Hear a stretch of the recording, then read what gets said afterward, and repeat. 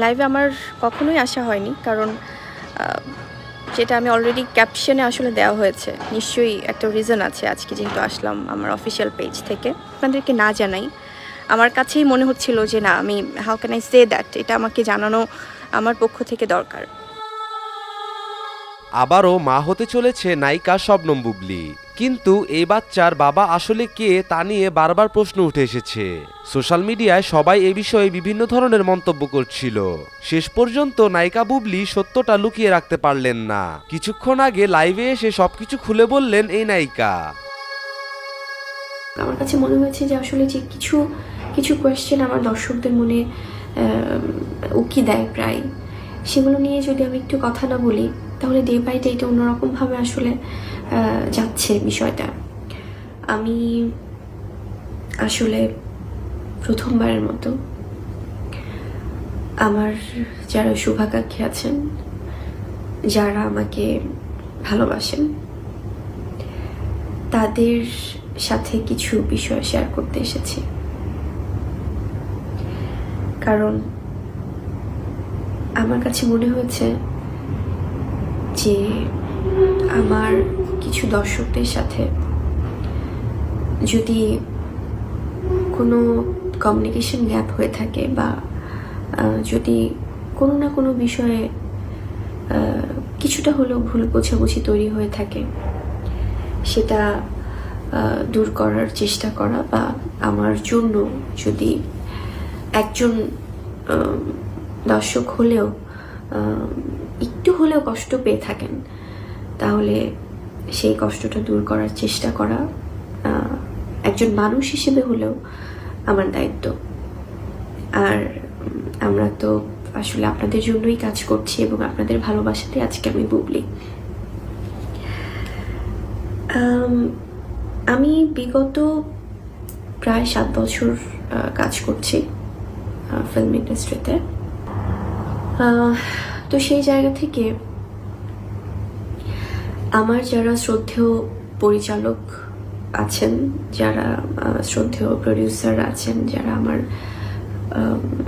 কো আর্টিস্টরা বা কো অ্যাক্টার্স বা যারা সিনিয়র যে সকল আর্টিস্টদের সাথে আমি কাজ করেছি বা করছি, তারা আমাকে কিছুটা হলেও জানেন যে আসলে আমি কখনো সজ্ঞানে আমি কোনোদিনও কারো মনে কখনো কষ্ট দেয়া বা কাউকে অসম্মান করা, কারোর সাথে বেয়াদবি করা বা কখনো কোনো শুটিংয়ের শিডিউল ভাসানো, এই কাজগুলো আমি করিনি, কখনোই করিনি।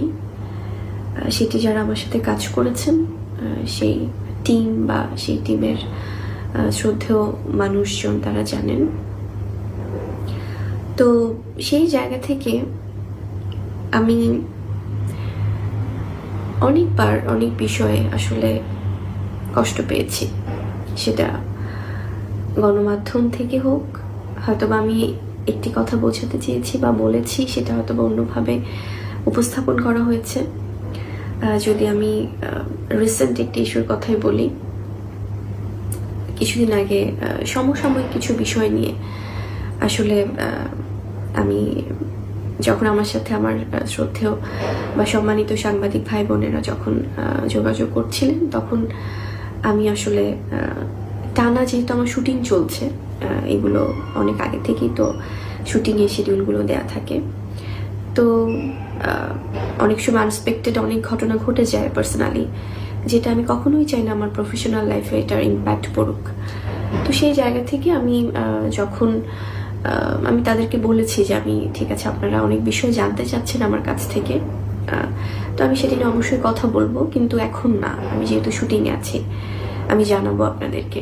কারণ তারা অনেকবার যোগাযোগ করছিলেন কিছু বিষয় নিয়ে, কিছু নিউজ থেকে তারা অনেক ব্যাপার জানতে চাচ্ছিলেন, এবং সেটা স্বাভাবিক আসলে, কারণ যারা আমাদের সম্মানিত সাংবাদিক ভাইয়েরা এবং বোনেরা আছেন এবং যারা গণমাধ্যম কর্মী বা টেলিভিশন থেকে যারা আছেন, সবার সাথেই তো আমাদের সম্পর্ক, কারণ আমরা তো একে অপরের আসলে সহশিল্পী বলা যায়, হয়তো বা আমাদের সেক্টর ডিফারেন্ট, কিন্তু দিন শেষে কিন্তু আমরা সবাই একটা ফ্যামিলি, সবাই সবার জন্য কাজ করছে এবং কেউ কারো বাইরে না। তো আমি খুব সুন্দরভাবে আমি বলেছি যে আমি জানাবো, আপনারা যেহেতু এতবার ফোন করছেন, এতবার জানতে চাইছেন অনেক বিষয় নিয়ে, আমি আমি আপনাদেরকে জানাচ্ছি ভাইয়া, কারণ আমি যেহেতু শুটিংয়ে আছি। এবং তার 1-2 দিনের মধ্যে আমি বরাবরই শুটিংয়ে ছিলাম, এবং সেই জায়গায় আসলে অনেক বেশ কিছু সাংবাদিকগণ ওনারা পৌঁছে গিয়েছিলেন এবং তারা চাচ্ছিলেন কথা বলতে আমার সাথে এই বিষয়গুলো নিয়ে, এবং হয়তো বা মুভি রিলেটেড বিষয়ে কথা বলতেন, কিন্তু স্বাভাবিকভাবে ব্যক্তি বিষয়গুলো তো চলে আসতো, যেহেতু একদম রিসেন্টলি কিছু বিষয় নিয়ে কথা হচ্ছে।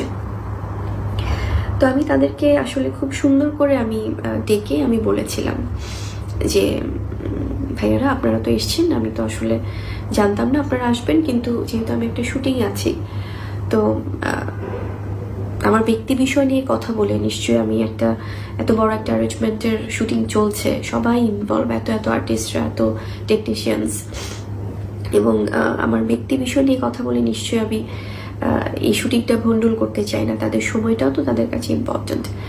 তো তারা বলেছিলেন যে না, আমরা মুভি নিয়ে কথা বললাম, যে মুভি নিয়ে কথা তো এটা অন্য সময় কি শুটিং স্পটে চলে আসলে আমি কথা বলিনি ভাইয়া আপনাদের সাথে? অবশ্যই বলেছি, কিন্তু আমি এটাও খুব সুন্দর করে বলেছিলাম যে ভাই, এখন যেহেতু অনেক বিষয় আপনারা যোগাযোগ করছেন গত 1 দিন ধরে বা 2 দিন ধরে, লিটারেলি সেই বিষয়গুলো চলেই আসবে, আপনারা আনবেন। তো আমি যেটাই বলবো সেটা নিয়েই হয়তো বা একটা বিভ্রান্তমূলক সিচুয়েশন তৈরি হতে পারে, সো আমি এটা নিয়ে পরে কথা বলি আপনাদের সাথে, এখন শুটিং স্পটে না। তো তারা ওখান থেকে এসে আমি দেখলাম যে এত ভালোভাবে বলার পরেও অনেকে বললেন যে শুটিং স্পট থেকে সাংবাদিক দেখে, ক্যামেরা দেখে এড়িয়ে গেলেন বুবলি, পালিয়ে গেলেন বুবলি, লুকিয়ে গেলেন বুবলি, এভাবে হেডলাইনগুলো হচ্ছিল। খুব দুঃখজনক আসলে কিছু বিষয়, কারণ আপনাদের মাধ্যমেই তো আমাদের কথাগুলো দর্শকদের কাছে পৌঁছায়। সেই জায়গা থেকে পালাবো কেন ভাইয়া? আমি কি পালিয়েছিলাম? আমি তো শুটিং করছিলাম, এবং আপনাদের সাথে আমার কথাও হয়েছে যে আমি এই বিষয়গুলো নিয়ে পরে কথা বলবো, যেহেতু আপনারা জানতে চাচ্ছেন। কিন্তু তারপরে এসে এই বিষয়, এই যে এভাবে হেডলাইন, এভাবে উপস্থাপন করা, এটা তো আমাদের দর্শকদের উপরও ইম্প্যাক্ট পড়ে। তারা তো, আমি শুরুতেই যেটা বলছিলাম, যারা আমাকে কাজের ক্ষেত্রে দেখেছেন তারা আমাকে জানেন যে আমি কেমন, বা ব্যক্তি বুবলি কিছুটা হলেও কেমন, বা তার ব্যবহার কেমন, কিন্তু আমার দর্শকরা তো তারা জানেন না। যারা আমাকে একটু হলেও ভালোবাসেন তারা তো অনেক দূর থেকে আমাকে দেখেন। তারা যখন এ ধরনের প্রেজেন্টেশনগুলো পাবে নিউজ থেকে, তখন স্বাভাবিকভাবে তারা অন্যভাবে চিন্তা করবে। এবং আমি গত 7 বছরে আসলে অনেকবার আমার যখনই ব্যক্তি বিষয় এসেছে আমি এড়িয়ে গিয়েছি, আমি কথা বলতে চাইনি, কারণ আমি চেয়েছি অলওয়েজ আমার প্রফেশনটাকে, আমার কাজ দিয়ে ফোকাস থাকতে। এবং আমার গুরুজন যারা অনেকেই আমার সত্যিকার অর্থে ভালো চান, তারাও বলেছেন যে মুভি থাকে, এগুলো নিয়ে কথা বলো না বোন, তুমি কেমন সেটা আমরা জানি, আমরা যারা কাজ করছি আমাদের সেক্টরে, আমরা যারা তোমাকে কাছ থেকে দেখেছি বা তারা জানবো। এবং অনেকেই বলেছে আপু থাক, দরকার নেই, বাদ দেন এসব নিয়ে কথা বলে, আপনি কষ্ট পাচ্ছেন, ঠিক আছে, আপনাকে অনেকেই ভুল বুঝছে, কিন্তু এই বিষয়গুলো নিয়ে কথা বলে ঠিক এড়িয়ে যান, অ্যাভয়েড করে যান। আমি এড়িয়ে গেছি, ব্যক্তি বুবলি নিয়ে আমি কখনোই কথা বলিনি। কিন্তু আমার এই চুপ থাকা, আমার এই নীরবতাই আজকে এতগুলো দিন ধরে হয়তোবা কিছুটা ভুল বোঝাবুঝি সৃষ্টি করেছে আমার কিছু দর্শকদের সাথে। সবার কথা বলবো না, যারা আমাকে হয়তোবা বোঝেন, বুঝতে চেষ্টা করেন, তাদের কথা বলছি না, কিন্তু যারা নিতান্তই হয়তোবা উপর থেকে দেখে জাজ করে ফেলেন, তাদের সাথে আমার একটা কমিউনিকেশন গ্যাপ বা একটা ভুল বোঝাবুঝি তৈরি হয়েছে। এবং অনেকেই ভেবেছে চুপ থাকা মানেই সম্মতির লক্ষণ, মৌনতাই সম্মতির লক্ষণ। তো সেই জায়গা থেকে আমার কাছে মনে হয়েছে আমার এই বিষয়গুলো নিয়ে কথা বলা উচিত, জাস্ট শেয়ার করা উচিত।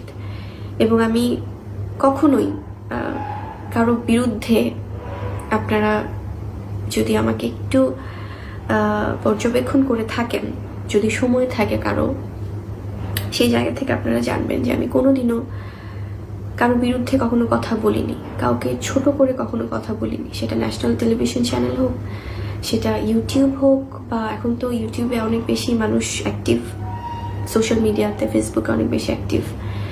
তো সেই জায়গা থেকে কোনোদিনও আমি কাউকে অসম্মান করে, অপমান করে, ছোট করে কথা বলিনি, এবং আমি চাইও না যে আমার দ্বারা কখনো এটা হোক।